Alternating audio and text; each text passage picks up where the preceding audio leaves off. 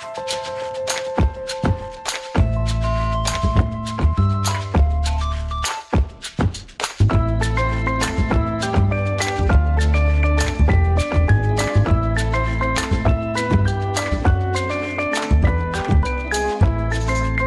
that a Yeti? Are you using a Yeti?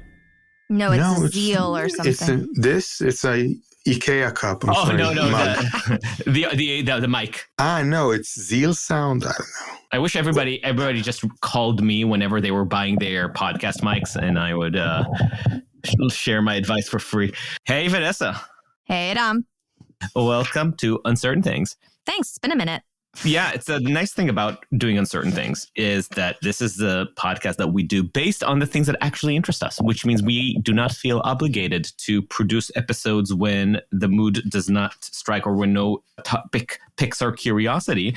And unsurprisingly, I suppose, over the past year, I found myself in I shouldn't say a rut, but just in emotional lassitude that discouraged me from exploring curiosities very much, or inhibited curiosity, I should say. And the joy of not having to produce Uncertain Things on a tight schedule, or any schedule for that matter, liberated us from producing episodes that I was only half as interested in. On the other hand, now we have Tomer Persico joining us again, who I was thrilled to know released a new book, Liberalism, which is a short novella about the rise and fall and maybe Phoenix-like hopeful rise again of the liberal world order, which is what we're going to be talking about today. Yeah. The book is being translated to German, my book about liberalism, as we speak, and it's going to be published by NZZ Libro Schwabe Verlag publishing house. You know what's great about it? Every time that somebody in English or Hebrew says something that sounds very fashy, the joke is it sounds better in the original German. And now every time that somebody is going to read your text about liberalism, you can say it sounds better in the original Hebrew. Yeah, exactly. You should send it to Yasha Monk. I'm sure he'll give it a glance over. That's right. Yeah. Did you have him on your podcast? We did. Amazing. Yeah, I like him. Yeah, one of our longest interviews. I saw that you published in Persuasion once, right? Yeah. About the new anti-Semitism. Yeah. Yes, fantastic. If you haven't listened to our previous conversations with Tomer, 100% go and do it right now, because we might even build on some of those conversations. He wrote the magnificent book, In the Image of God, which is going to be hopefully released in English soon. Yeah, it will. In half a year about in NYU Press. Amazing. So we are definitely going to have you back here to talk about that again, because it's such a fantastic read. So Tomer Persico, thank you for joining us. Thank you for inviting me, Adam. It's great to be here. Thank you, Vanessa. So as persistent listeners of Uncertain Things may remember, one of Vanessa's questions in the earliest conversations back in the early days when the topic of liberalism came up in 2020, and I, as an unabashed old school liberal / neocon, took for granted the benefits and glory of the liberal world order. Vanessa pushed back, or at least paused, and asked, I think it was in our conversation with Tom Holland, and then reiterated in one of our conversations maybe with Tomer and some other guests, why liberalism? Yes, what's all that fuss about? What's all that fuss? What are all those old, cantankerous melancholics talking about with such nostalgia about a world that is slipping away? Why should we worry about it? So Tomer, maybe fight for it. Fight for it. Why should we bother? So maybe we should. I think Vanessa has been, nudged over the past 3 years, maybe a little further to my perspective, and yet we can start with the conversation of why liberalism, Tomer.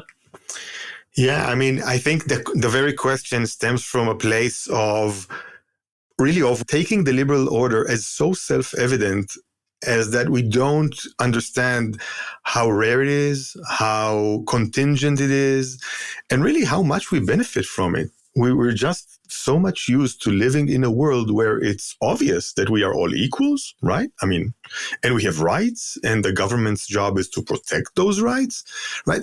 We just take this for granted without realizing that really it's such a rare opportunity to live in such a world and in such a country. I mean, in this time, of course, we have places that don't enjoy these liberties and these values. So first of all, just, the very question, we simply take this for granted, and it's such a magnificent achievement of our civilization. And the achievement really is, apart from the benefit it holds for individuals, it's simply the only way, I think, that we have found out to organize a society of very diverse individuals, all holding their autonomy as more or less sacred. I mean, I can do whatever I want without or with a minimum amount of violence, and for that society to thrive and to achieve levels of material, artistic, and social, progress that are unprecedented. I don't know of another system or another framework, or political framework, that would achieve such achievements. So really, that's why liberalism. So in a way, this is a version, or at least an aspect, of what I've been broadly terming the current West's main problem as peace privilege. And that peace privilege certainly pertains to when we're talking about the inability of Western countries to consider the consequence of war with any kind of depth. But it also really applies to the taking for granted the material, cultural, and sociological benefits of existing for 100 years under a liberal world order, to the point of almost undermining them, or even seeking sometimes actively to undermine them, because there is an assumption that the only way to fix the downsides of liberalism, which we're going to get to, is to undermine the entire project, thinking that you can do that while also retaining all the things you like about it, because you make the false assumption that this is just part of humanity now and is not something that is culturally, temporally contingent. Okay, so let's talk about... Or even fighting for liberty and equality without understanding that you are undercutting the very conditions that allow for you or for us to achieve such liberty and equality as we have. Now, it's not a perfect situation. Of course, we have, the liberal order is not perfect, and we have a lot of lacunas and lacks. But thinking that you can remedy this by, again, subverting the very conditions that allow it, this of course will not work. But I want to add another thing. I explained why liberalism from a materialistic utilitarian point of view, really, right? There's another reason. There's another reason that comes from the values we hold. We really, I hope, many of us believe that human life is sacred. We really do believe that we are equal. We believe that human dignity is something that we should strive for and protect. We believe that we do have rights, that it's not only proper or beneficial, but it's good that we can say speak our mind, and that we can, we hold property that cannot be taken from us with impunity, etc. Right? These things are the values that we hold. So if you ask me as the liberal, why liberalism? Of course, this is perhaps the basic and most major reason for why.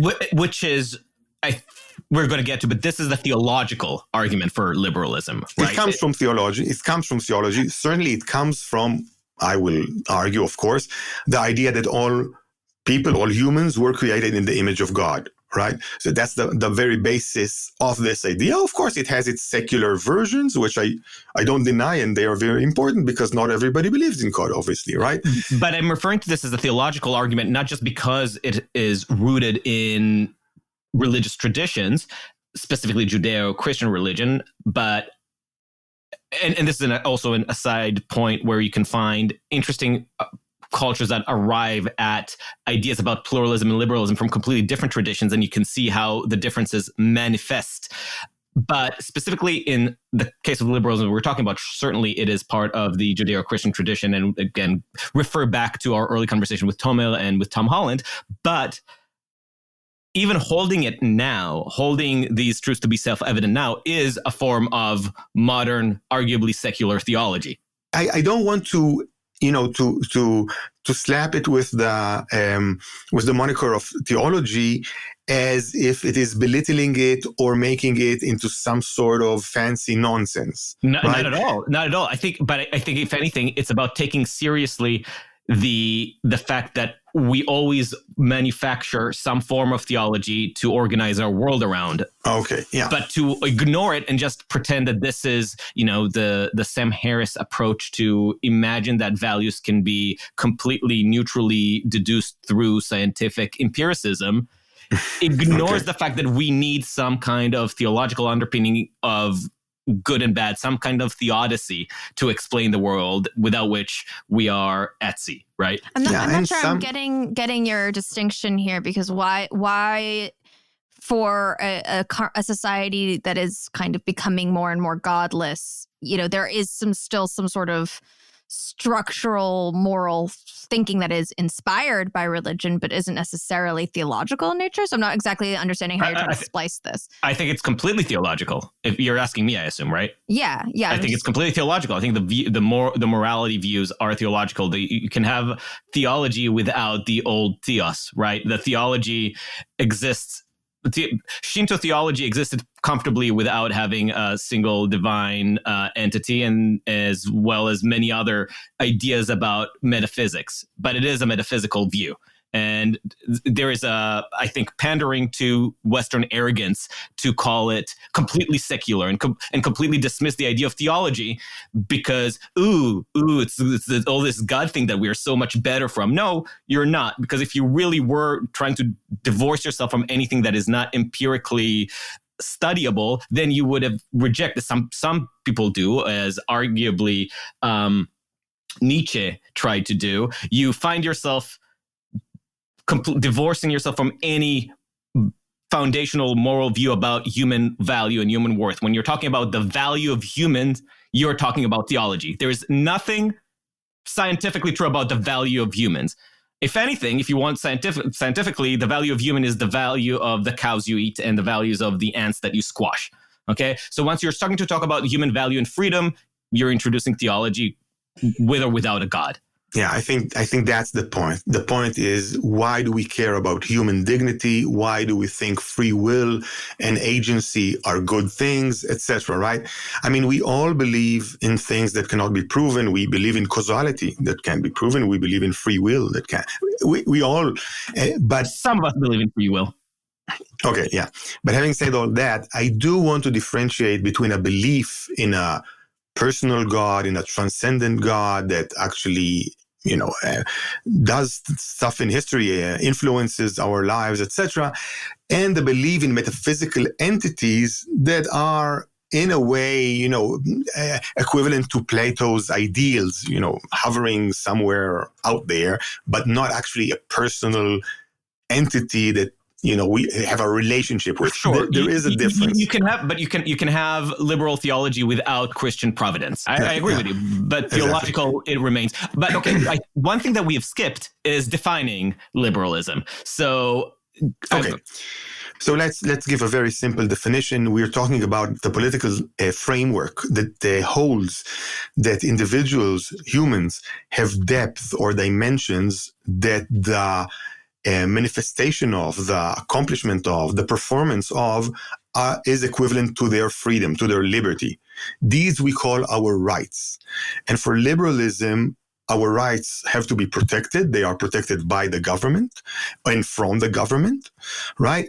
And one more thing is that we all have the same rights. Rights are universal. They are we are born with them, and all human beings have the same rights. So we're talking really about a framework in which is centered on the individual, on different dimensions and depth of that individual. And there's a sort of agreement between the individual and government in which these dimensions have to be protected.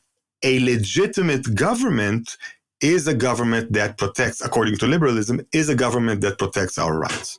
Okay, so already there are two aspects in which this worldview breaks from history. One is in slicing out the idea of the individual as the focus of politics, as the central entity of politics. Right.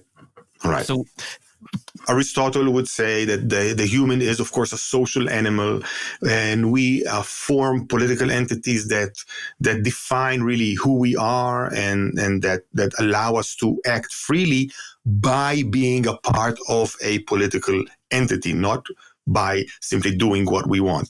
There's different conceptions of how we are to express our freedom and really that are not concerned with the individual or not centered around the individual. Liberalism is centered around the individual human being. And in fact, you're bringing up the shift in this view as it takes place in old Hebrew texts, in the shift from collective punishment to individual punishment. The idea the shift from collective punishment to individual punishment, right? It's the shift from collective punishment to individual punishment, and the shift from punishment because of the sins of your ancestors or your relatives, right? To every individual gets their punishment for their own sins. There's a major shift, a dramatic shift in the ancient times, in which the Hebrew prophets cry out, sons cannot be held accountable for the sins of their fathers, etc. Each will be judged according to their own sin, etc. And this is the shift. And it is also, of course, connected to the idea of the creation in the image of God. And it holds the individual not only as responsible for their own actions, but as significant as a whole entity that is a world into itself. It is valuable. Right? It can, you cannot pay with your life for your father's sins. And this significance of the human also carries on into modernity, into the whole language of rights and liberties. And so shifting the discourse in European morality to focus more and more on the individual and at its most radical version, discovering the freedom of the individual as the highest value and seeing that freedom as equally shared between all individuals just for being human, which is the most radical view of this process of individuating humanity. And I will say it's not only the individual, but it's the inner life of the individual. We have a privatization of morality, of meaning, of identity, and we have an internalization of the same, right? Of meaning, of identity, of agency. We think, we hold today that what happens inside us, our feelings, our intuitions, our autonomy, our authenticity, are the most important things about us. We derive our identity from within us. We derive the meaning of life, of our life, from within us. All this is, of course, a process that takes a long time to happen from antiquity, but it is characteristically a very modern idea of what it is to be human. And then the second thing where this worldview breaks from history is the political aspect, which you alluded to, which determines the legitimacy of a government based on its responsibility for protecting these rights of the individuals, and sometimes in an even more extreme case of facilitating the ability for those individuals to fulfill themselves, to become full individuals. Right. And is this a new, because this idea of a social contract between citizen and government, is this one of the first times that we have the idea of a contract at all? Or is it rather just this is a specific type of contract that's where the novelty is in the system? So the actual idea of some sort of contract is very old. I mean, you can even find it sometimes in Roman times, etc. But it was articulated in the way that we now know it in the 16th century, and more so in the 17th century. Hobbes, Locke are the people who make it a very useful idea. And it's an idea that, of course, is used as a critique of political power at their time. It is an idea that really suggests that political power comes bottom up, not top down. The people, the individuals that sign that contract, that agree on that contract, are the ones that give legitimacy to the rulers, and not perhaps God, perhaps a prophet, perhaps some lineage that goes back to time out of mind, etc. No, we together grant a ruler the power to rule us, and so we can also take it away. And really, while Hobbes would say that really we came into that contract only to save our lives, not for any other rights, for Locke, there is already a preliminary list of rights that the government has to be held accountable and to protect for its citizens.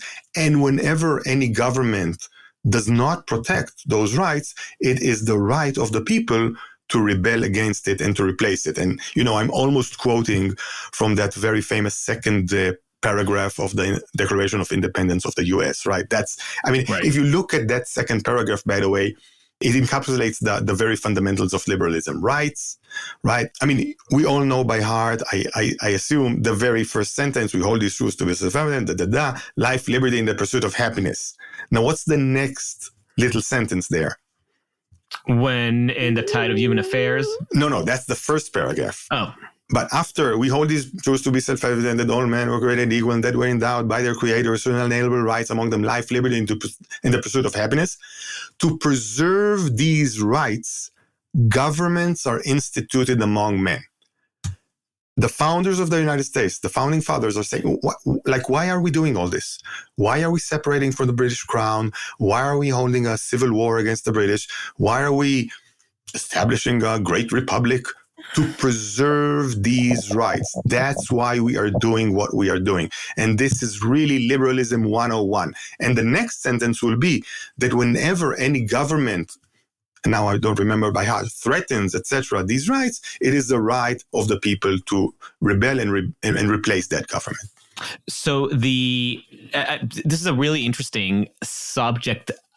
I've been enjoying working through the class that I teach at Yeshiva University with over this thread of legitimacy, the need for legitimacy, for the justification of the state exerting power over its subjects exists through the history of the state. Since the earliest recorded states, rulers had to find ways to justify why they have the right to oppress their people. But or even to rule, simply to rule. Which is a form of oppression. It's always oppression. Okay, it's always, and the question is, why do you accept that degree of oppression? That's why it's called a Leviathan, right? And why you and not me? Why are you king and not I? Exactly. So that always needed justification. It was never something that was seen as so arbitrary that it can be taken for granted by the rulers. Maybe, psychologically, potentially, the rulers themselves had taken that for granted at some point, and presumably those are some of the worst rulers and the ones that have been toppled. But the best ones, the ones whose records we have preserved, put in the work to justify it, to create propaganda telling their subjects why the order is the way it is.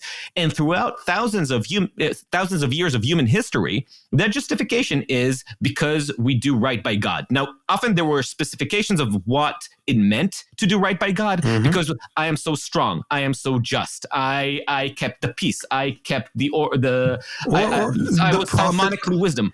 The prophet came and christened me. The prophet came and poured oil over my head, and that's it. God told me that the right of sovereignty passed on from the previous lineage to me. That's the story in, obviously, the Hebrew prophets. It's the story in the transitions between the Chinese dynasties, in the Japanese dynasties. Every ruler throughout human history had to tell a story about why they were entitled for their position of power. The shift that happens largely in England during the religious wars as a way to synthesize the growing theories about human value with the complete depreciation of human value as expressed in the civil wars of England, and the religious wars in continental Europe after the rise of the Reformation, was to think that maybe the job of government, just government, is not a government that is decidedly sent by God to impose the truth or a certain view of the good, but rather a government that is able to reconcile internal conflicts. So that was the political idea that motivated Hobbes to seek or to give legitimacy to whoever ruler is able to keep the peace internally. And keeping the peace internally in that particular moment in history meant pluralism. And it was not pluralism as this lofty, noble idea of protecting the marketplace of ideas, as John Stuart Mill would later put it, but because the alternative to pluralism is that we're going to kill each other until one tyrant rises above the rest. And that brings a new idea for government legitimacy that takes hold. Now the social contract flips the relationship between government and subject, and it is the job of the government to serve the polity as a set of individuals whose personal rights for their own worship, for their own beliefs, for practicing their own beliefs is preserved, while protecting them both from the tyranny of a government that might want to impose one view over another, but also to protect individuals from other individuals, other mobs who might want to enforce their religions and lifestyle on the others. And that's really the origins of the liberal state. And so Exactly. then the new form of legitimacy comes from the capacity of the government to essentially mediate between these different values and protect people. I mean, in the way that you're formulating it, it sounds like actually physical protection. And I think maybe harking back to what Tomer was saying earlier, it's also not only the physical safety that needs the protection, but just the idea that all these values are or all these beliefs are legitimate because every human individual is legitimate and valuable. The freedom of religion. I mean, the freedom of religion is one of the first rights that were protected because, as Adam said, I mean, if it were not protected in 17th century England, people would, clobber each other up until to death. So really, yes. And not just would have, it wasn't theoretical, it was happening. That's important to understand that it was the most violent conflict. It was effectively a world war of sorts that was taking over both the continent and England in many different iterations. And it was in response to this constant stream of very real violence, mob violence, state violence, all forms of oppression, cruelty, and death that led to Hobbes writing about the new Leviathan as a proto-liberal state. We are talking about a time that is after the Protestant Revolution. There are, numerous churches cropping up every day, and people are holding very seriously to their beliefs and to the point of killing each other for them, right?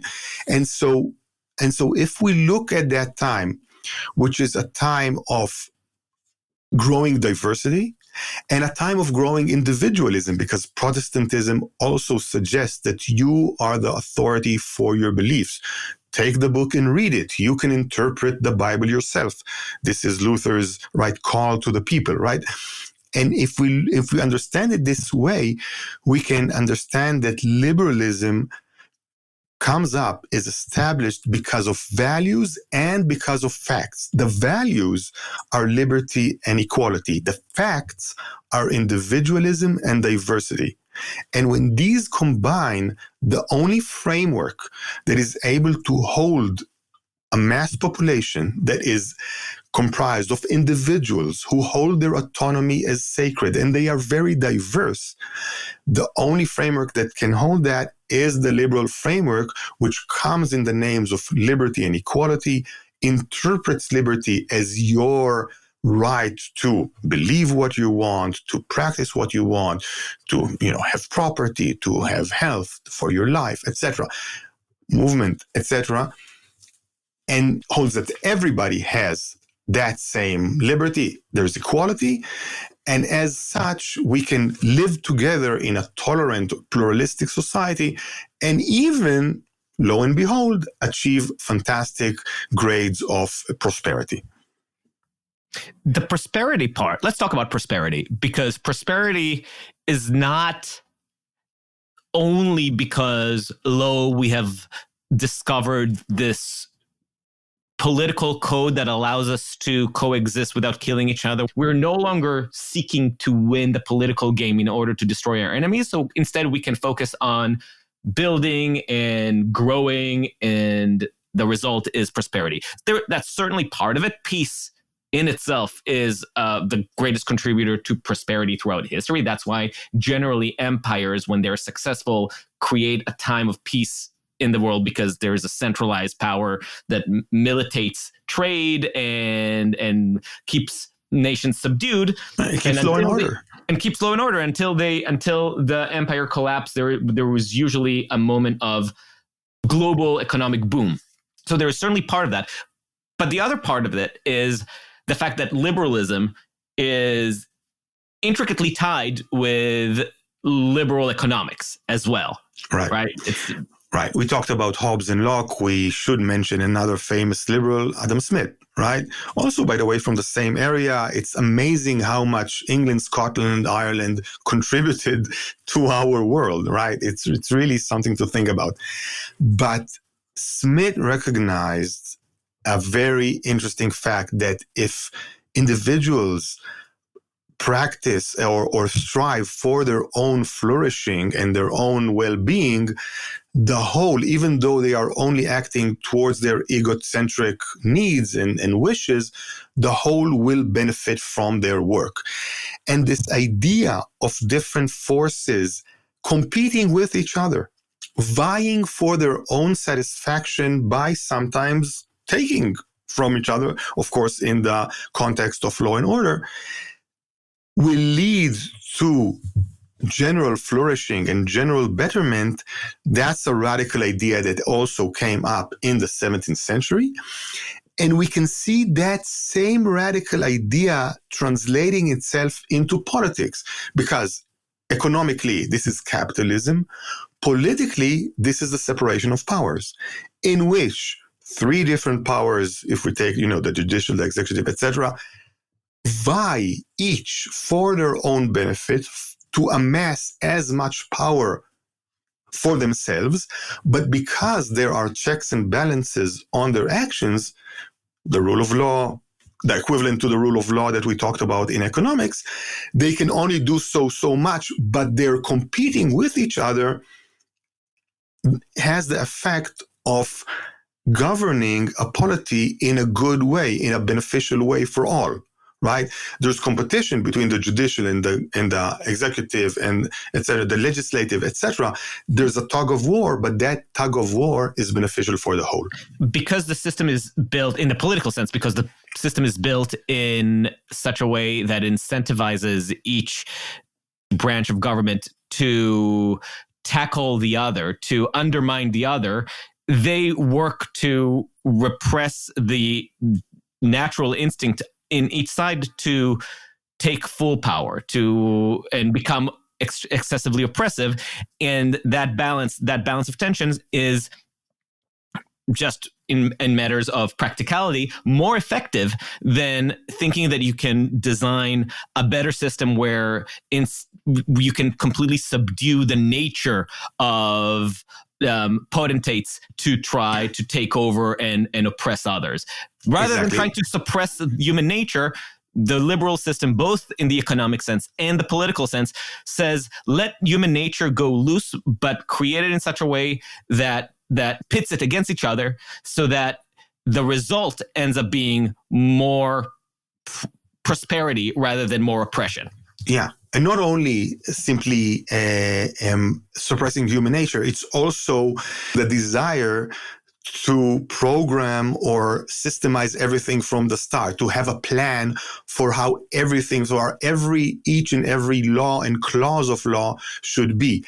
No, the government branches should tug it out with each other. There should be negotiations But these are good because these negotiations will end up leaving the polity better off and more fine-tuned than any preconceived program could do. Which is incredibly difficult to do. I mean, even if you look at, like, I'm thinking of there was the recent attempt in Chile to rewrite their constitution, and it ended up being like, I'm exaggerating because I don't know the exact numbers, but let's just say like a 700-page document that tried to like account for every single potential person and identity group that needed to be protected, and you know, they ended up not passing this new constitution, and it is very difficult to have an artfully constructed,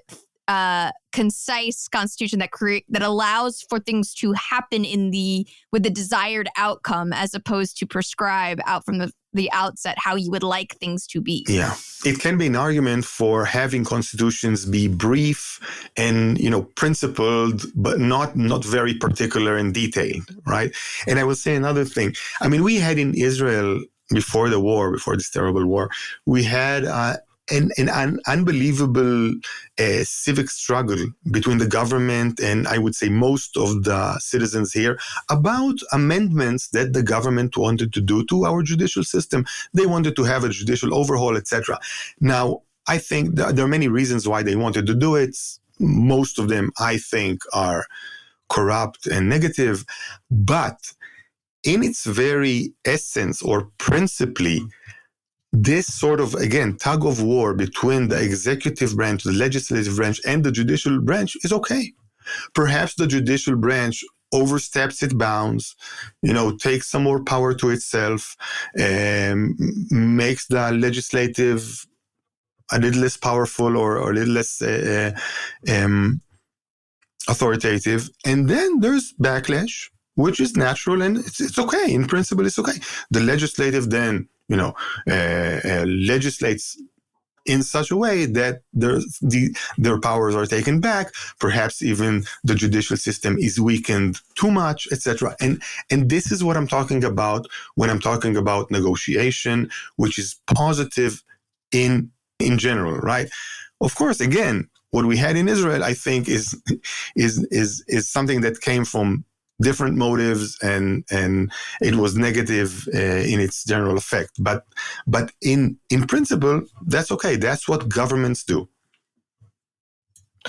So you quoted, I keep forgetting her name, the sociologist Martha Nussbaum, I think. I think Nussbaum, yeah, that I really like. I remember talking with Mark Lila about this, about the marriage of comfort of liberalism and democracy. So let's talk about this a little bit, and I think that will be a good prelude into populism.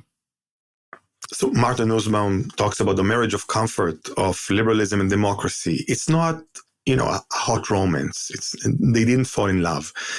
They are together because it works. It works for both sides, but there's tension there. There's always tension between simply the will of the majority and the rights of the individual and the minority.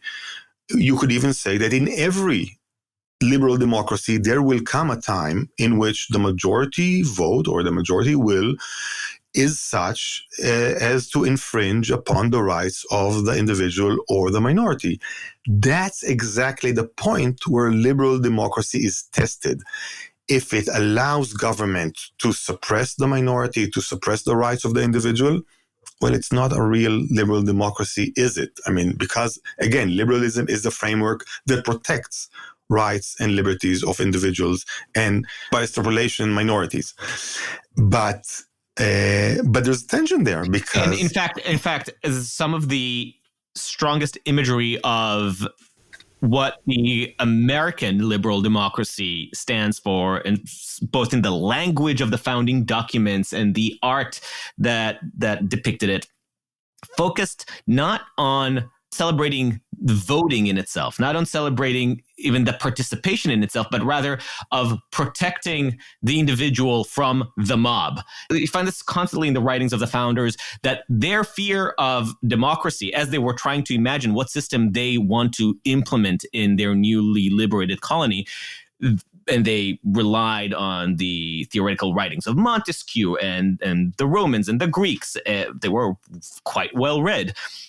And they tried to imagine what would the new republic look like. They knew it's going to be a republic. It can't be a total tyranny. But how democratic should it actually be? And the thing that they feared constantly was that but if you design it to strictly prioritize democracy, which was often used as a pejorative among scholars, because it was the demos was the word for mob, you put yourself at the mercy of the vagaries of the masses. And that's something that they wanted to avoid. If you remember, Vanessa, when we talked to Sarah about the days in the Justice Department, she said how much she took heart by walking into the Justice Department every day and seeing that image that showed, that was this very kitschy mural, but still very, very effective, showing a downtrodden, I don't know if it's a worker or some kind of heretic or whoever it is, somebody who's being chased by the mob, who was down, as being saved from lynching. And you see the lynching mob surrounding him and pointing at him, looking for some kind of visceral justice in their mind. And the judge standing guard, defending the fallen, prostrating man, and raises his arm to tell the mob to stay away. Justice is there to protect the individual. You don't know if he did something wrong or if he's just being prosecuted, but justice is there to protect him. The state is there to protect that individual from the vagaries of the mob. And I don't remember that particular story, but that was our Sarah Isger interview when she was talking about working at Trump's DOJ. Yeah. Amazing. I think it's hard for us to understand how pejorative democracy was a word in the 17th century, 18th century. Really, it's almost an inverse relation of what we have now when democracy is sacred. I mean, I can ask you, do you know who supported a global suffrage during the French Revolution? Who wanted all Frenchmen to have a vote? I mean, I'm American, so I only know one French person from that period, which would be Lafayette. If it's not him, I don't know. The only person who advocated for that was Robespierre, Maximilien Robespierre, right? The leader of the most radical terror, Jacobins. Yeah, this is how radical such an idea was, right? It's like progressive to the point of, so now why? Now there are good reasons for that. Of course, the founders were very much afraid of mob rule. And the commonplace accusation of liberalism is because liberalism was before democracy, because liberals at first did not think that a universal suffrage was something that they wanted. The common accusation is, well, they wanted to keep their property. And of course, they were afraid that the masses would simply vote for distribution of capital. Now, that's right. I mean, but it's not the only reason. We have to remember that when we're talking about the 17th century, 18th century, even 19th century, most of the populace was either illiterate or very, very uneducated. And apart from that, most of the populace had no real property to their name. They had no land. And at that time, you could simply get up and go wherever you wanted. Borders were much more flexible than today. And if you had no property, how much skin did you have in the game of your own country, right? There were many reasons to suspect that because of illiteracy and undereducation, and that because of people having no property, they were not fully committed to the place that they lived in. And to give them a vote, an equal vote, to decide on what that place, what that country would do, seemed a bit irresponsible. So I'm not, defending and not giving the right to vote to people, but there were good reasons for that. As material conditions improved, And as education improved, obviously, those reasons faded away. And also, the understanding was established that really without an equal vote for everybody, even the foundations of liberalism cannot be maintained. So while Locke, or even a person like Immanuel Kant, could imagine an enlightened ruler, an enlightened prince, which would found a liberal monarchy, as time went by, these ideals, these fantasies were seen for what they are. Any prince, enlightened however they will be, who gets power without accountability, who gets power without the opportunity of the people to take away his power, right? Obviously will be at the end corrupt. So there's no real way to protect our rights other than having regular, free and fair elections from time to time. So liberalism needs democracy, and democracy needs liberalism, because there's no real fair and free elections without the freedom of speech, the freedom of organization, the freedom of movement, without, the equality before the law. So obviously these things have to be combined. The talk today among populists of an illiberal democracy, Viktor Orban of Hungary says that. I think it's just nonsense. There's no real way to be a democracy without holding very, very basic but very strongly liberal values. I also want to throw a point to avoid the trap of Whiggish historicity. I'm totally a Whig historian. Yeah. No, actually, you've done a good job at skirting the possibility.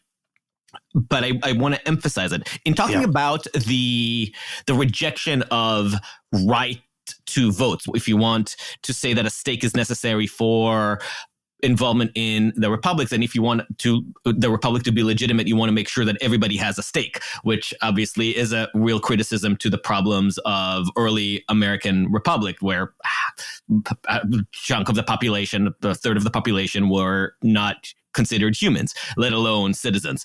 Yeah, a third were not humans, and then half of the remaining were not citizens, or not full citizens. So you want to ensure that people have stakes so they can vote, but you also want them to have stakes for their vote to not be completely callous and irresponsible. But all those justifications reek of some Whiggishness, because there's also just the fundamental fact that universal suffrage was never a thing. Nobody contemplated universal suffrage anywhere in the world. It was just taken for granted that suffrage is an elitist activity. Even under the Roman Empire, the height of the Roman Empire, where citizenship was extended in probably the most radical way citizenship has been, certainly before, but maybe even since, where the emperor decided that any subject under the rule of the Roman Empire around the world is a Roman citizen. Even under that radically expansive definition of citizenship, suffrage, to the extent that suffrage mattered in late Roman Empire, was still limited, and very limited based on activity, property, and gender. But another aspect that you didn't get into yet, and I think is important into understanding populism, is the question of nationalism. And nationalism actually features a role both in understanding how voting works and how the citizen understands himself in relation to the state. I mentioned that in contrast almost perfectly to the Roman Empire that I mentioned a minute ago, where citizenship was probably as close as humanity got to having this idea of citizen of the world be manifested in a political sense and not just a philosophical sense, where people all over the world in different nations, different cultures, who were just under the auspices of this internationalist body called the Roman Empire, could consider themselves citizens of that same central power and authority, and to some extent were under the subjugation and protection of that order, legal political order. But that might be one of the only times where you can consider citizenship as something that extends beyond very narrow borders. But that's not the same as nationalism, right?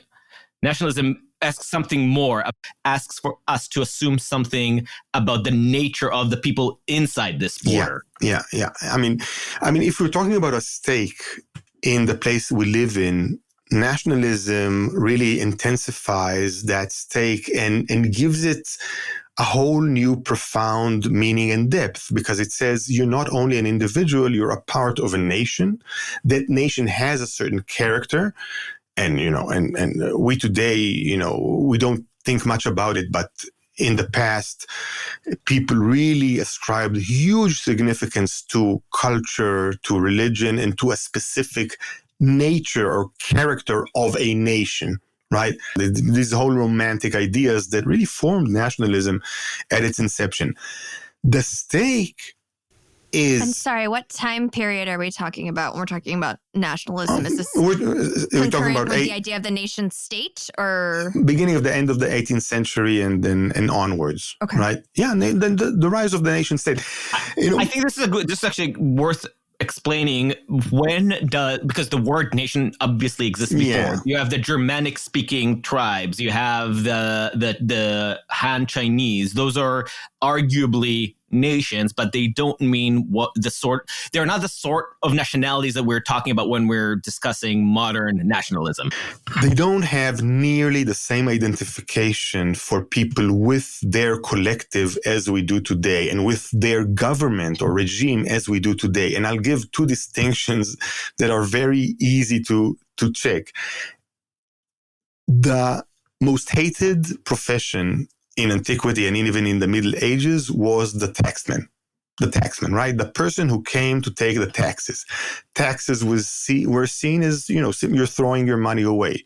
And obviously you did, because the king would take your taxes, build their own army, their palaces, whatever, and you wouldn't see the money never, ever again, certainly not invested in sewer systems or roads or whatever, schools or whatever, right? So that. And the other feared profession or dimension of the country was the army. The army. Not only the army coming to be violent towards you, but the army constricting you, right? The army taking you and making you into a soldier. That was also a hated thing. People didn't want that unless they got money for it, like mercenary armies, etc. Notice that today, we willingly pay our taxes, and many of us at least think that they can be at least potentially invested in a very good way and returned to us as services from the state. And in many countries, including my own, we willingly go to the army and think that our service is important for the country. And it's something that we are even proud of, right? I served in such and such unit and etc., right? These are things that are completely the opposite of what they were. So even though the Han were a nation or the Israelites were a nation, nobody wanted to pay taxes at that time, and nobody wanted to go to war for the king at that time. Today, these are different. Why? Because we identify as never before with our nation. Our nation is a source of significance and meaning in our lives. And because our nation gives us what ancient nations could not. It gives us a place in society. It gives us education. It gives us housing and roads, etc. And it gives meaning, of course, as a sort of secular religion for us. Worth remembering that the form of military, it wasn't conscription, but the military service that had bestowed honor in pre-modern societies would have been knighthood of different varieties, right? Being a samurai in Japan or being a knight in Western Europe. Those were identities that formed as an individual relationship of fealty between the knight and the lord, or the lord and the king. Like, it's much more similar to modern mafia than to modern democracies, because the relationship were about trust and honor and personal glory, not national responsibility. Exactly. And that's also why armies then were so small. It was the nobility and some mercenaries, right? And that's why when after the French Revolution, France enlisted all the people in the Grande Armée. I hope I'm not butchering the French too much, right? That's why they were such an imposing and impressive military force. They basically conquered half of Europe, right? Because they were simply an enormous army. And why did people agree to enlist and fight for that army? Because they were founding a republic, a country that was theirs. That was not the king's, right? That's the switch. By the way, this is an interesting question of causality, because you do, throughout history, see those things coming together. When a nation relies heavily on mass conscription, there is a form of republicanism attached to it. Yeah. Ancient Greece, even in England that we talked about in the 17th century, right? Right. And like in ancient Greece, the mass conscription, I think, even starts arguably prior to the Solon Reformation that establishes the Athenian democracy. The Roman Republic, obviously, was a republic of soldiers, and modern societies absolutely so, because that's starting with the French reforms, but then more broadly in Western Europe, that is what starts setting up the idea of the responsibility of the state to its civilians, because the state suddenly needs its civilians. The state needs citizens to be engaged. It can't just afford to oppress them and keep them ignorant and weak. They need them to have weapons. They need them to be stronger. And when the citizenry has weapons, they have more power, and the state needs to cede some of its own in exchange. So the causality between the ideological, philosophical, moral, theological aspect of liberalism has to be also weighed against or with the sociological development of a reliance on mass conscription armies. Yeah. And by the way, you talked about having your own weapon and threatening or, potentially threatening the government. This, of course, is connected to the Second Amendment and the beloved right to hold arms among at least conservatives in America, right? This understanding of the power of the populace and the perceived or potential threat it holds against the government. You can't do whatever you want to me because I have my own weapon, etc. Right? By the way, this is also an interesting sociological development, because when the pilgrims and colonists moved to the New World from Europe, specifically the English colonists, they already carry with them a lot of these assumptions that have been born in the civil wars of Europe and with the rise of England specifically, but also some of the ideas that were starting to percolate continentally, at least in France, about the role of the public. And they no longer see themselves attached to the hierarchy of nobility. The colonists are free of that. So when we talk about America being founded as a classless society, part of it is specifically referring to the lack of need for military hierarchy, because the new version is a government for the people, by the people, which means we protect ourselves, we legitimize our government by our own choices, and we protect the existence of this government, of this new regime that we're founding, with our own weapons. We are not reliant on nobilities and the noblesse oblige of higher classes. We take care of shit ourselves. And if you try to take those rights from us, we will rebel. They were very insistent that in the United States, no order of nobility will ever be instituted, right? They took care for that not to happen, right? This has to do with their Protestantism, right? The very fact that there's no church hierarchy or less of a church hierarchy also reflects the lack of societal hierarchy. There are no priests and there's no nobles, right? It goes together. And by the way, this also has to do with the right to hold arms, to bear arms. if you look at how the Spanish and the Portuguese settled their colonies in South America and Central America, they didn't have people bearing arms. They had their own armies patrolling the territories. They had forts in which they had garrisons, etc. The British took another way. They said, well, everybody can bear their own arms and protect themselves. It's a different conception. It's a much more individual and independent, or individually independent and autonomous conception. And again, it's no coincidence that the Spanish and the Portuguese were Catholic, right? They were less individualistic. They were more hierarchical. And today, in those countries, in Brazil, in Argentina, etc., there's no such tradition of the right to bear arms, right? Which is so characteristic of the American society. Right. About the question of class, we must remember that the human urge to find and form hierarchies obviously persisted, and the South maintained slavery while the North created a class, unspoken class society based on waspiness and the meritocracy. Of course. Which is, again, it's almost the beauty of the American experiment. I think the reason I was always fascinated by it as a history, because it is that it almost served as a petri dish to see what happens when you take fully formed ideas or highly formed ideas from one context and displace it and let it start over in a completely new environment.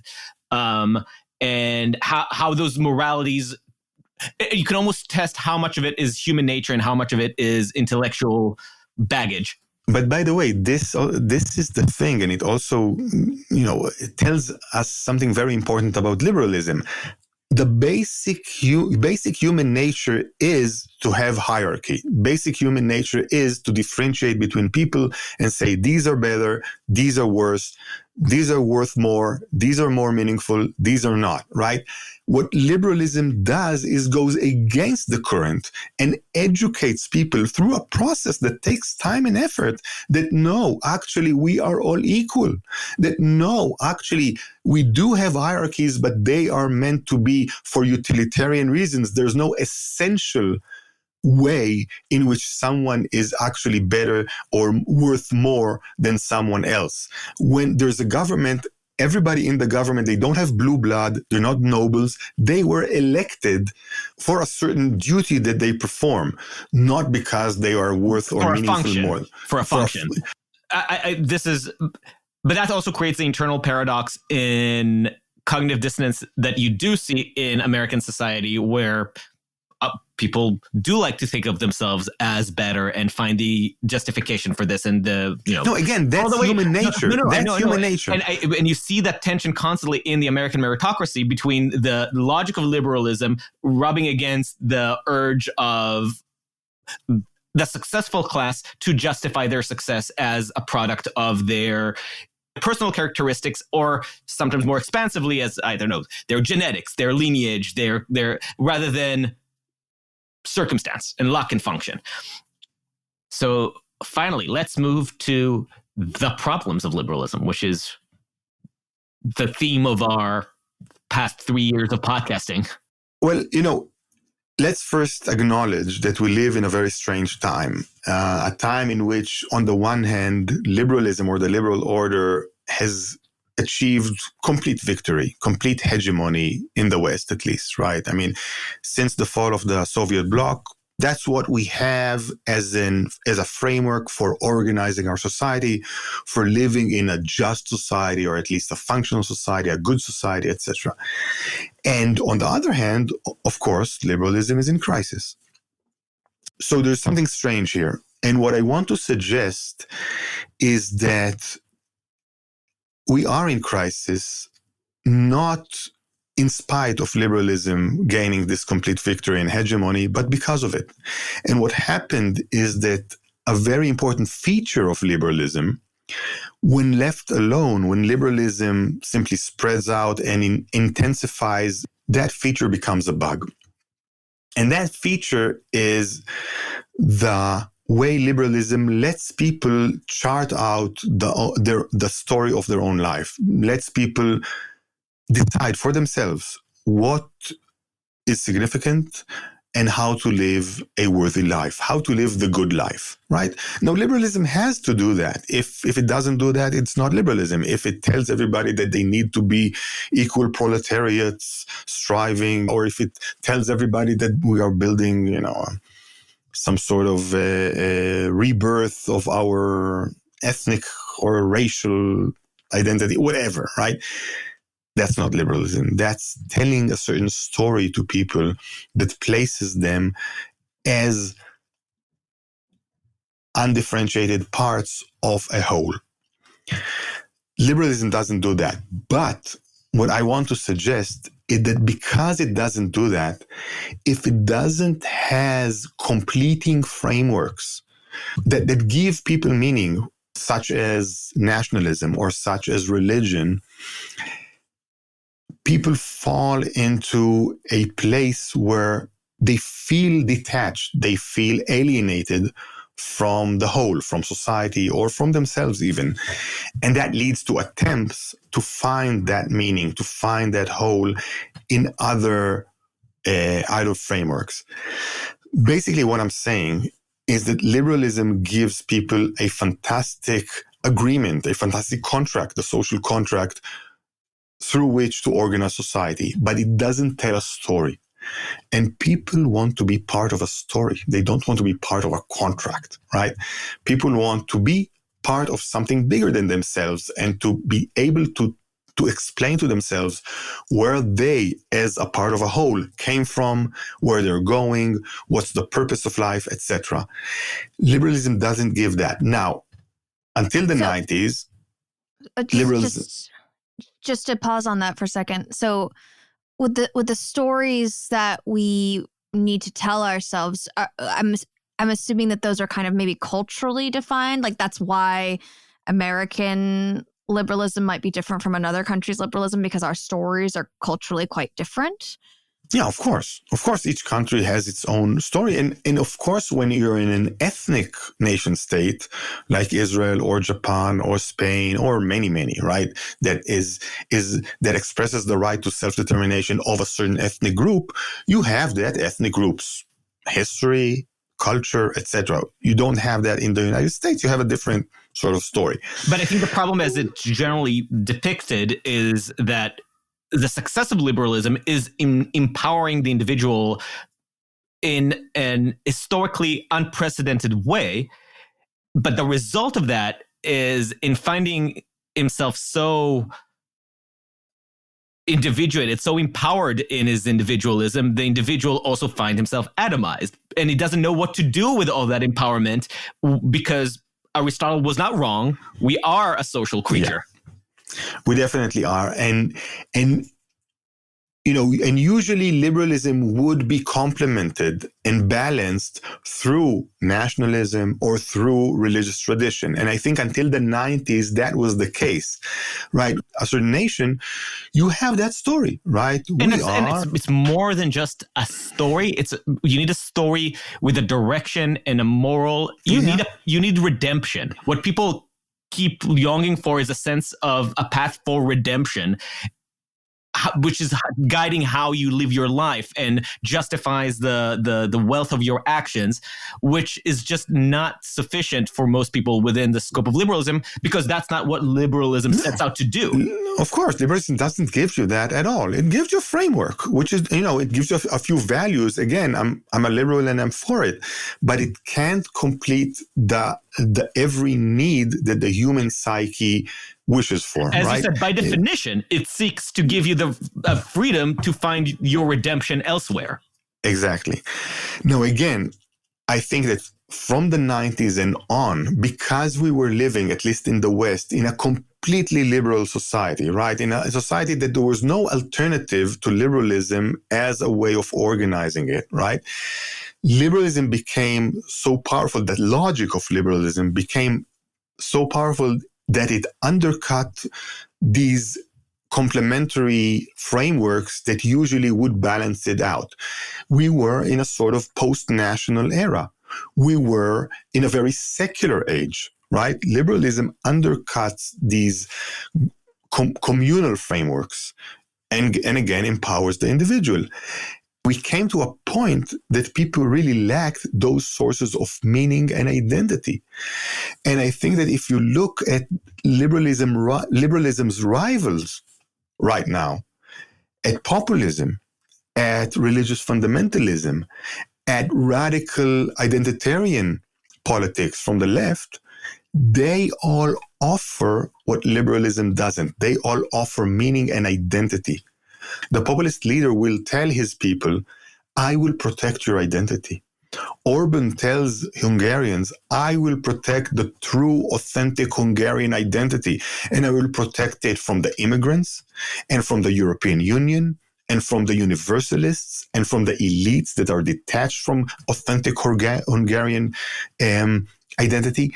And I will take care that you and your children will be able to maintain that true Hungarian identity, right? And Trump will talk of, going back to the days of great America, etc. And Netanyahu will promise his electorate that he will keep a true Jewish, national, religious, traditional identity, right? That's populism. Religious fundamentalism, which is not very popular in the West, but of course is very popular in Islamic countries, and in Israel it's a bit more popular than in other Western countries, of course offers a very robust identity that, bases itself on some mythical past, King David's kingdom or whatever. And then you got the left's identitarian politics, which of course base itself on identity, see the whole world through an identitarian lens, interpret everything that goes on in society through the lens of power struggles between different identities, etc. So all these rivals that today threaten liberalism come in the name of some identity and give their adherents an identity and a meaning and a story, right? We are and struggling a path for to redemption. Yeah. You will redeem America's racist past. You will redeem Israel's secular surrender, or Israel surrender to the liberal world order. You will redeem it, and you'll redeem authentic Jewish traditional. Yeah. You'll redeem the Hungarian true blood, the Magyar true bloods. Yeah. But you make a very good point in the book that I didn't think about. That the totalitarian views of the past, which were the real challenges to liberalism, didn't really take root in the new challenges to liberalism, most of which are, maybe with the exception of places like ISIS or Iran, the real oppositions, China. But even China, you can maybe challenge that point. But you're saying that at least as far as the challengers in the West go, Trump, Orban, Bezalel Smotrich in Israel, those alternatives, those opponents are offering a worldview that is illiberal to an extent while still trying to preserve some of the material and technical benefits of liberalism. Nobody's saying nobody's offering we're going to take you back to Hitlerian fascist state. Nobody's saying we're going to eliminate your rights. We might curtail your rights in some areas, but for the most part, you will live into a circumscribed liberal society. I think this is a very important observation, that what we have today as rivals of liberalism is a much more diluted and shallow version of the rivals we had 100 years ago. In the 20s and 30s of the 20th century, we had incredibly robust, rich, intricate, complicated ideologies. I mean, Marxism is an ideology, right? I mean, it's thought out, it's intricate, it's interesting, and it promises a lot more than what populists promise or what identitarian politics promise, right? It's something else. And fascism, which today we simply, by the word, we simply mean totalitarianism or right, really was, again, a rich ideology that talked about a rebirth of the nation and a modernization of our race or ethnic group and a sort of rejuvenation of our culture. We don't have anything like that at all today. And what we do have challenges liberalism in the name of liberal values, freedom and equality. Identitarians will say, we have a better way to reach freedom and equality without those nasty white patriarchal men, right, capitalists in charge. We have a better way. And populists also will not say we're actually going to have a totalitarian society because that's the right way to organize ourselves, etc., which each person being a little ant in the hive or a bee in the hive, etc. They're not saying that at all. An organ in the body. Yeah, they're saying we are the true liberals or we are the true Democrats, which will let the people really express themselves, etc. So it's something completely different, and this is actually a point which can make us a little bit more optimistic about how things will unfold over the next decade. We take liberal values in such an obvious way: equality, liberty, autonomy, rights, that it's almost impossible for a leader today to say, I'm chucking this all away, and this is all nonsense, and we're going to organize society in a totally different way. We don't have that, right? We're really invested in those values. We are all liberal at heart.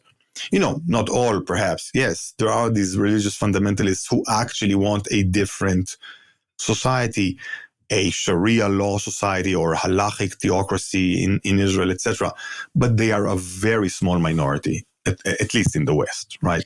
The less optimistic version of this is, to quote on my boss, Jonah Goldberg, the nature of all oppositions to liberalism is essentially the same, and it is human nature. He calls it the natural decay of human nature, that liberalism was an aberrant alternative to. And if you don't maintain that secluded space that clears off the weeds of human nature, it will end up falling into that corruption. Because you might say that totalitarians of the 20th century were more sophisticated in their writing, but they represented the same nature, the same urge to go back to a tribal, unequal, preferential society based on loyalty, direct loyalty, rather than an abstract, universal view of human value. So the idea that we don't have the same kind of literature backing it up, we don't have the same kind of self-justifications that the Marxist theologists have been able to produce over 200 years, doesn't mean that we are facing an enemy any less threatening. It just means that the enemy is less creative, perhaps.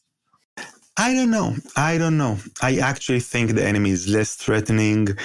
I actually think, again, because we ourselves are different today. We have so much internalized the logic of liberalism that it is hard for a leader to say, no, we are actually going to live in a totalitarian society. To quote Kamala Harris, we are not going back.